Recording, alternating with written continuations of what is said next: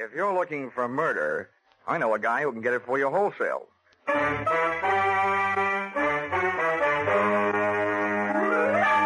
This is another in the adventures of America's fabulous freelance insurance investigator, Johnny Dollar, starring Charles Russell. At insurance investigation, Johnny Dollar is only an expert. At making out his expense account, he's an absolute genius.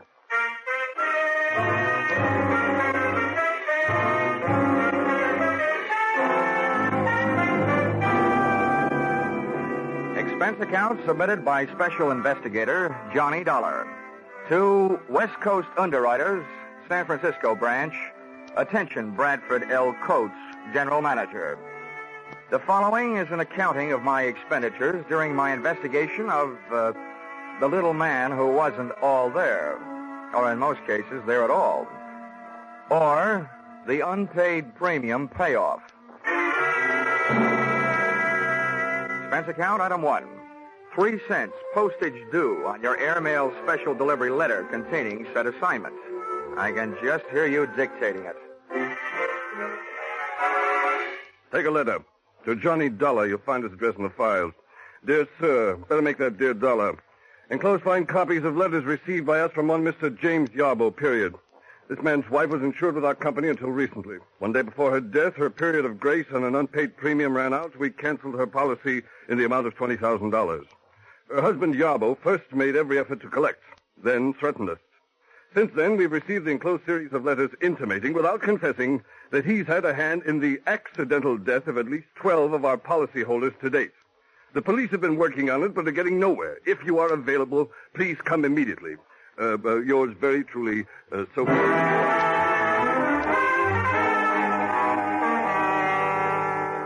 Expense account, item 2, $176.87. Airfare, Hartford to San Francisco. Item 3, $5.40. Cab fare, airport to your office. Dollar, glad you got here. You've no idea what a mess this whole thing is. Okay, Mr. Coates, okay, don't get excited. We'll nail this guy before you run out of policyholders. Well, the dozen he's apparently done away with already have cost us darn near $250,000. You've got to move fast, Dollar. The man is a homicidal maniac. Yeah, but a smart one, though. He's put just enough in those letters he sent you to let you know that he's working on a grand-scale revenge against your company. But he leaves out just enough so the law can't lock him up. He's had perfect alibis in every case. Look, Mr. Coates, tell me, have all these deaths been local, right around here? No, they've been all over California. Mm-hmm. Well, one other thing, the method. From this list you gave me, Mr. Yarbo seems to have a preference for killing people through the noisy and gory method of fake automobile accidents. Yes, very true. But what about this last one? Airplane crash. That was a $30,000 loss to us. Just think. Our poor innocent policyholder flying around and then his engine quit. Thanks to a man he's never even seen. Tell me, Mr. Coates, just how difficult would it be to get a list of your California policyholders? Names and addresses, you know. Why, that would take days, but goodness gracious, man, you can't hope to keep an eye on them all. Besides, the minute you went off the job, he'd strike again. That's a preposterous idea. Cut time. Look, I don't want the list. I was just wondering how Yarbo got it. Oh. Now, so far you've given me nothing to go on. I'd like you to add 2 things to that. Yarbo's home address and a $50,000 life insurance policy made out to me. What on earth's that for? Well, look, in the first place, if we're going fishing for Mr. Yarbo, I might as well be the worm. In the second place, if I should get gobbled up in the line of duty, that $50,000 life insurance would make several attractive young ladies of my acquaintance very happy. Not, mind you, as happy as I can make them by remaining alive.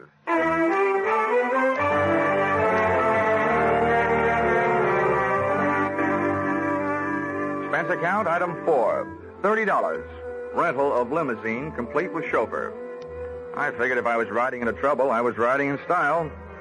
So I started on a house-to-house survey. You might say, knocking at death's door.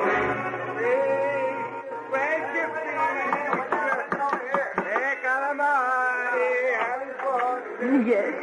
What is it, please? Oh, I'm sorry to bother you, Mrs. Cianelli, but I'm from the insurance company. Oh, yes. It'll only take a moment. One question about your son. Oh, poor Angelo. What do you want to know about my poor son? He drove away in his automobile, that's all. I may never see him in life again. Yes, I know. Tell me, Mrs. Gianelli, did you ever hear your son mention a man named Yarbo? Yarbo? Yeah. Yarbo.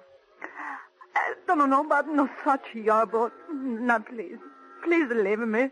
There was so much sadness in my house.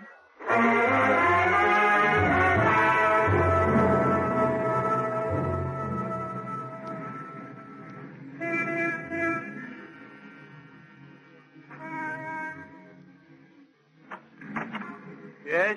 Mr. Dykes? Yes. I'm sorry to bother you, but I'm from the insurance company. About your son's plane crash. Oh. Thought all those details had been taken care of. But just one thing, Mr. Dykes. Did your son ever mention a man named Yarbo? Yarbo? Yeah. That's an unusual name. I'm sure if he had, I would have remembered. Okay, sir. I'm sorry to bother you. And thanks.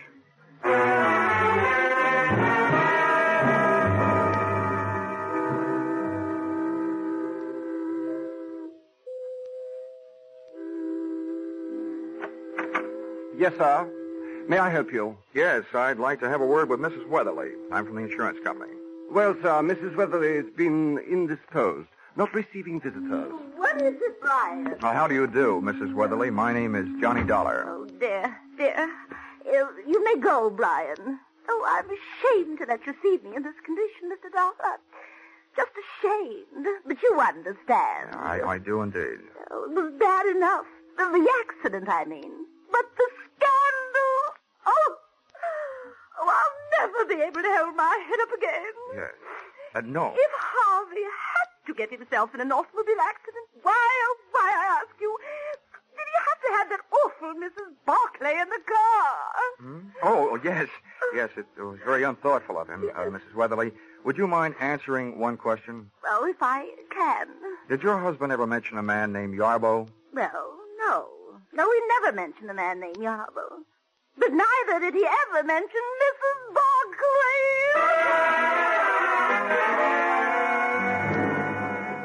I tried a half a dozen of the other beneficiaries left behind by Mr. Yarbo's list of victims.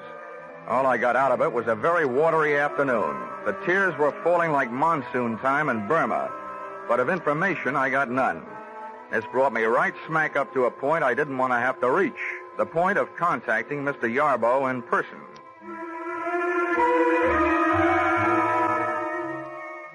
At 8:30 that night, I took a plant on Yarbo's house on Lombard Street. At 11:30, I saw the lights go out, as did Yarbo.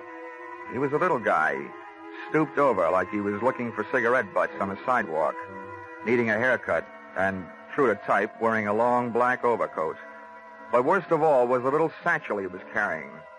Items like this always set off a chain reaction in my imagination, and I could just see him on his way to atomizing the Oakland Bay Bridge, thus causing the biggest automobile accident in history. I very cleverly forced my way into the house by breaking a first-floor window, reaching in and opening same. The cyclops eye of my flashlight started picking up information on the subject of Mr. Yarbo immediately. The room I had entered looked like the Hobby Lobby of an English bobby, a crime museum if I ever saw one. On one wall, a gun case. On another, a crime library. And scattered around the room, a grisly collection, ranging from blood-stained hatchets to shrunken heads. But the most surprising criminal curio of all stood right behind me. Mr. Yarbo, complete with little black bags. Well, I must say the current second-story man dresses well, but I must also say you, my man, must have the old masters of the art turning in their graves. For you, young man, are a heavy-fingered bungler. There, let's have a better look at you. Now, that flashlight, I'll feel better after you've dropped it. Hey, what am I doing? You're not even pointing a gun at me. Don't feel too comfortable. You are well covered from many points. A step from you in any direction may detonate any number of explosive devices. Why'd I have to pick this joint to burgle? I feel like a city councilman playing a call in the White House. You seem more the kind of a guy I should be working for instead of on. What's your racket? Racket? Yeah. You were in a racket, my little friend. My pastime is a science. Yes, I take it you are impressed with my collection. Who wouldn't be? Well, if you're interested, come here. About those booby traps. Oh, yes. Note well the design in the rug. The large roses. Avoid stepping on them for the time being. Oh, great. And I was in here stumbling around in the dark. May your good luck continue. But look here in this case, the small vial on the right. That was purloined for me to order from the famous Black Museum in Scotland Yard. That little vial once rested in the case of the fabulous murderer, Dr. Crippen. And there, beside it, that lock of hair, that is from the head of the second victim of the noted mass murderer, Neil Cream. And up there, look up there, the hangman's noose over the mantel. From that one swung the body of the notorious Western bad woman, Fanny Turner. How's chances for running this place for Halloween? Well, all right then, since you no longer seem interested in playing the part of a bungling burglar, then I assume that I am also free to discontinue my pose as a victim of your disguise, Mr. Johnny Dollar. Oh? Looks like the chips are down and I'm the fish. Yes, and there are a lot of other fish in your sea, Mr. Dollar. Poison eels, that's what you are, the lot of you. Parasites, gambling on death, and then not paying when you lose. Listen, Mr. Yarbo, you're placing a big hunk of blame where it doesn't belong. You're confused about things. Confused? Yes. When your wife's insurance premium was overdue, you were allowed a 30-day period of grace. And when that went by, the policy was canceled. Now, that's not the insurance company's fault. It was your fault. But it wasn't. I gave her the money. She spent it on herself. I'd have made it up. I told them so after she died. I told them, but they wouldn't listen. I'll show you.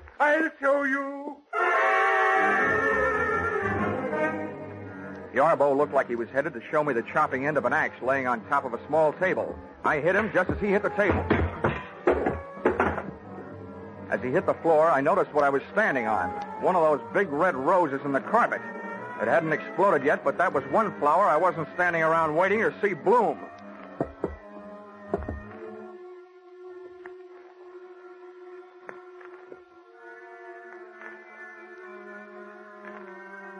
It took a lot of nerve picking up a telephone in that room. But I finally got a good hold on my nerves and a fair hold on an imitation of Yarbo's voice.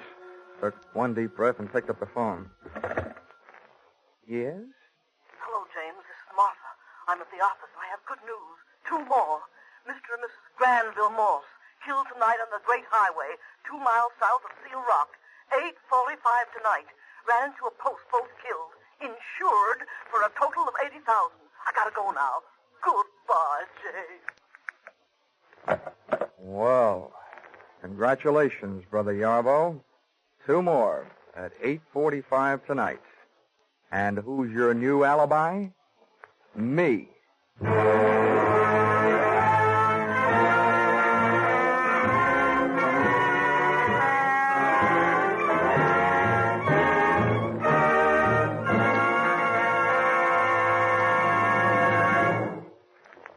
In just a moment, we'll return to the second act of Johnny Dollar. But first, did you ever think of "and" as a comedy word? Maybe not, but you'll get a full demonstration on CBS this Wednesday night. There'll be Groucho Marx and his guest on that hilarious quiz, You Bet Your Life. For it's the guests who sometimes floor Groucho with their wisecracks. There'll be Bing Crosby in his regular Wednesday night CBS show and his special guest, Bob Hope. There'll be George Burns and Gracie Allen and Bill Goodwin. And becomes more filled with comedy when you tell or learn that Lum and Abner will have their premiere as Wednesday night regulars on most of these same CBS stations. Yes, this fall you hear them all on C and B and S. Now, with our star Charles Russell, we return to the second act of Yours Truly, Johnny Dollar.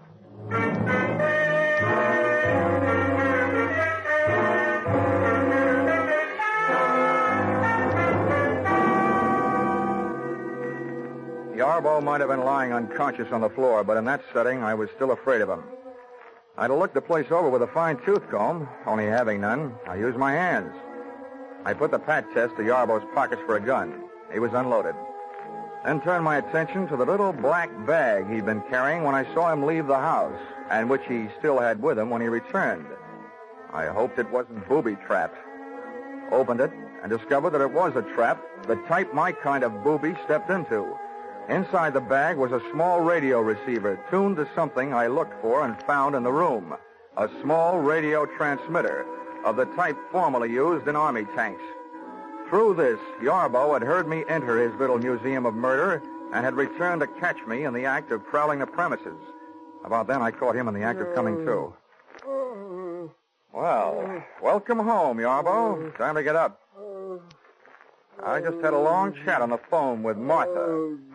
She thought I was you. You think you're very clever, don't you? Martha knows my voice. If she talked to you at all, she didn't tell you anything. Of that I am sure, so save your breath. There is no use your telling me she gave you any information. Oh, no, you got me wrong, pal. I only told you Martha called to let you know I know there is a Martha. I figured it might make you nervous, and nervous men are easy to beat. Other nervous men may be easy to beat, Dollar, but not James Yarbo. The police have tried, and they couldn't prove a thing against me. Now, may I have your permission to get up? Yeah. Maybe the police haven't been able to get anything on you, but I have something. Attempted murder. The hatchet you went for. The pitiful mistake of a pitifully suspicious mind, Dollar. I wasn't reaching for that hatchet on the table. I was trying to show you something in the table drawer. There it is, spilled out on the floor. My wife's insurance policy. The one your unscrupulous thieving superiors refused to pay. The vampires? Here, look at it. All in order. Much of it in fine print. Fine. Just fine. Okay, Yarbo, that did it. Come on, ahead of me. Where are we going? To find some place to lock you up. I was hired to stop you, and until I do, I'm at least going to try and slow you down. Now move.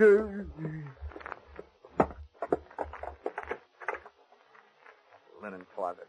No room here. Come on.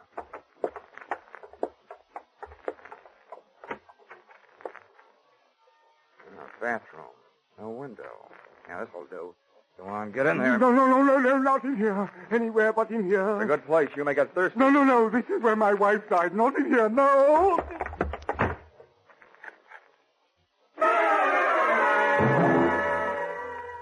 Which, on the surface, may seem to have been a move on the cruel side. But Yarbo was a man obviously off his rocker, and I needed him more nervous than I already had him. Too nervous to attempt killing any more people. Expense account item 5, a nickel. Phone call, downtown office, state police. Mr. and Mrs. Granville Morse had indeed crashed to their death on the great highway south of Seal Rock at 8:45, which made the lady with the early telephone news flash, Martha, a gal with whom I wanted an early date.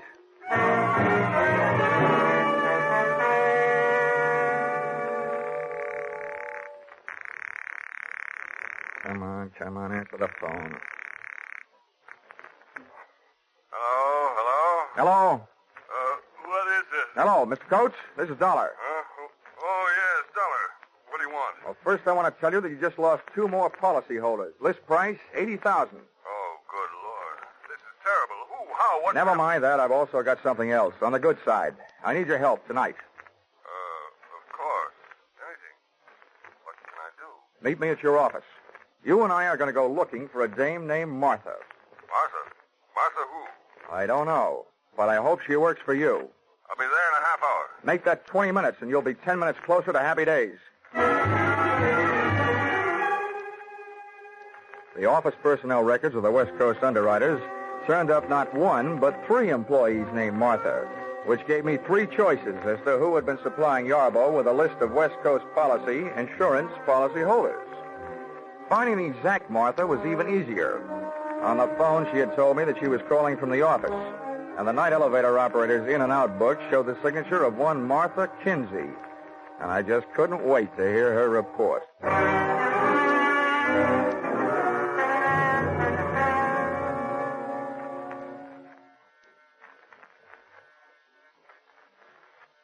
is it? I've got a message from Mr. Yarbo. Oh, just a minute. Message from James. Oh, what does he want? Well, what he really wants is to get out of the bathroom. That's where I've got him locked up. Who are you? You ought to know who I am. I assume you're the one that told Yarbo he could be expecting a call from an insurance investigator named Dollar? Well, that's me. Well, I don't care. James told me girls give out lists of names all the time. Sell them for mailing lists. 10 cents apiece. May not be ethical, but it's not against the law. James told me, and I believe James. Oh, he's the smartest man I ever knew. He may be the smartest, but he's right in line to be numbered among the deadest. One of these fine mornings, the state is going to give him a cyanide egg for breakfast. What do you mean? You should know. Murder, execution, gas chamber. Well, you can't prove a thing. James told me so, and he knows. Well, he's smart. I hope he's not smart enough to pick a lock with a bath mat. Now, come on, sit down. You and I are going to have a nice, long talk. We are not. I won't say a thing. I don't have to, unless you have a warrant, an indictment, and a court reporter. James told me so. Yeah, I know. He's smart. But no matter what he told you, you're going to tell me a few things. Oh, no, I'm not. Oh, yes, you are. Oh, no, I'm not. Oh, yes, you are.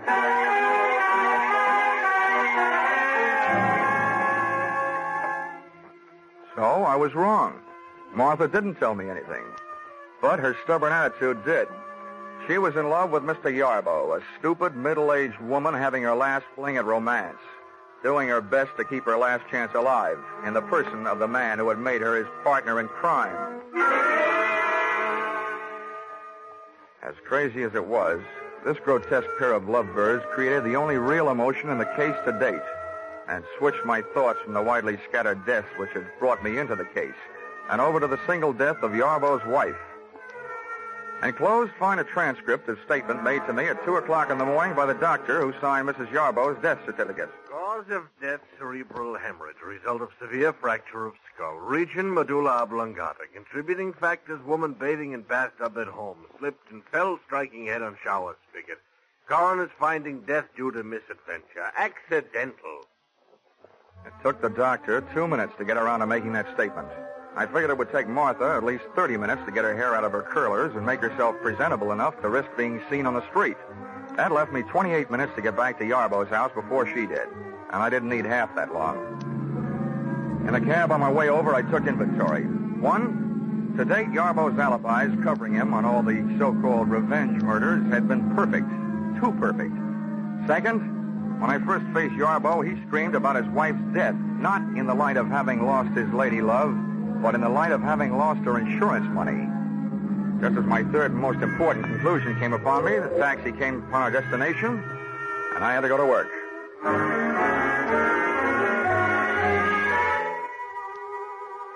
Once inside the little horror house on Lombard Street, I got set for a long search.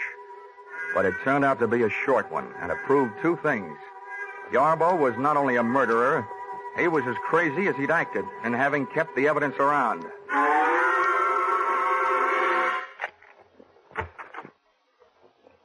Okay, Yarbo, come on out. Well, I hope you have enjoyed your waste of time, Mr. Dollar, as I've enjoyed my chance for meditation.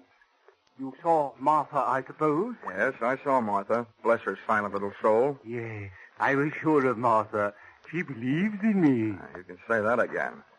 Come on out here. Mr. Dollar, I suppose you are aware that this is the 2nd time tonight you've been guilty of breaking and entering. I am, however, willing to forgive that should you come to your senses and decide to go back to Hartford and leave me alone.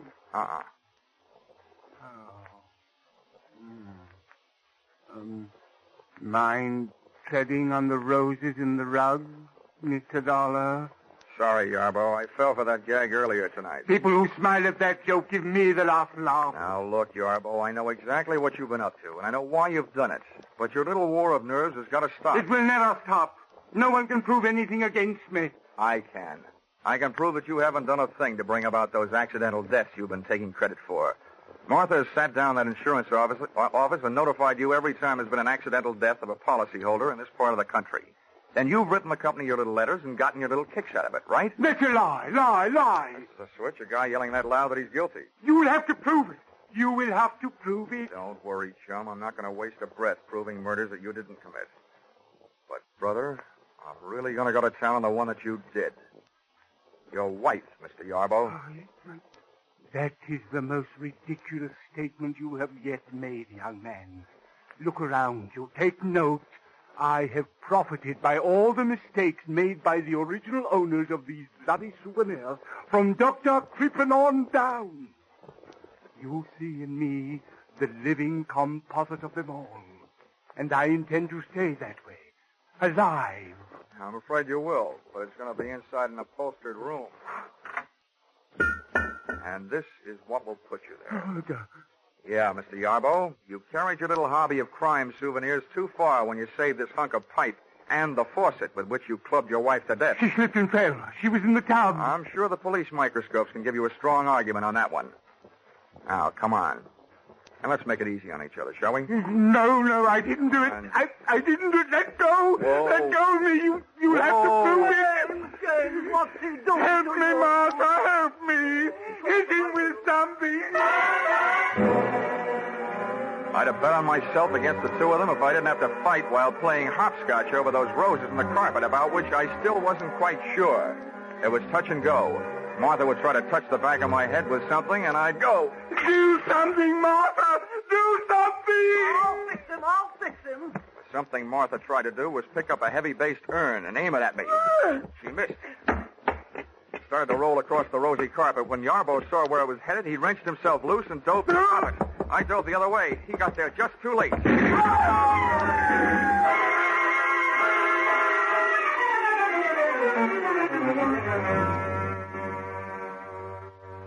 I didn't have to look twice to know he was dead. Fate had called James Yarbo up on his own carpet. When Martha threw that urn at me, it had rolled straight for the only rose in the rug that had been booby-trapped. Which only goes to prove that sometimes a rose by any other name can be anything but sweet.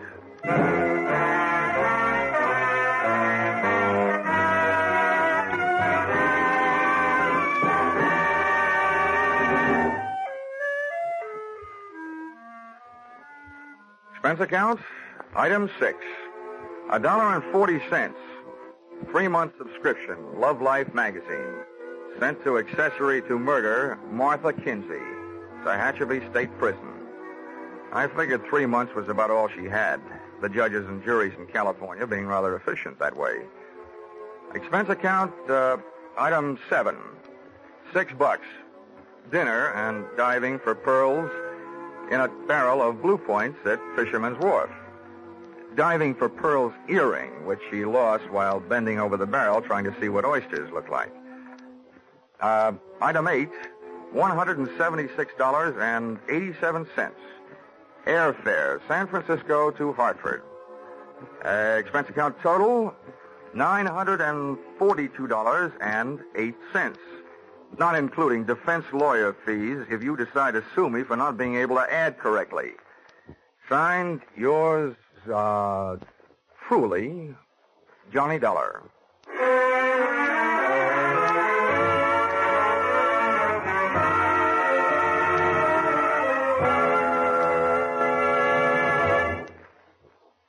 Yours truly, Johnny Dollar, is produced and directed by Gordon T. Hughes and stars Charles Russell.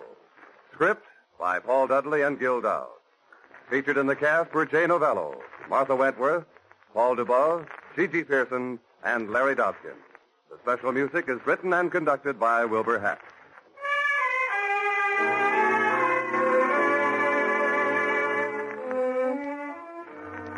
Be sure to be with us at this same time next week when another unusual expense account is handed in by Yours truly, Johnny Dollar.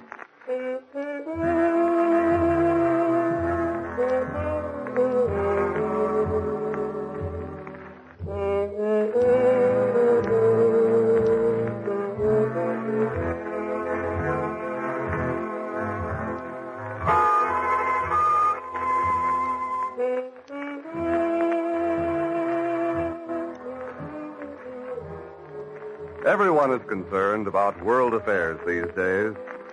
If we want world peace, we'll have to have national peace first. In order to keep America's strength and prestige, in order to preserve her freedom, we must do away with group prejudice. Let's stop judging people by the color of their skin or the place where they worship and start considering them for what they do. We'll be sure to have a happier world. Stay tuned now for Vaughn Monroe and his Caravan. following immediately on most of these CBS stations.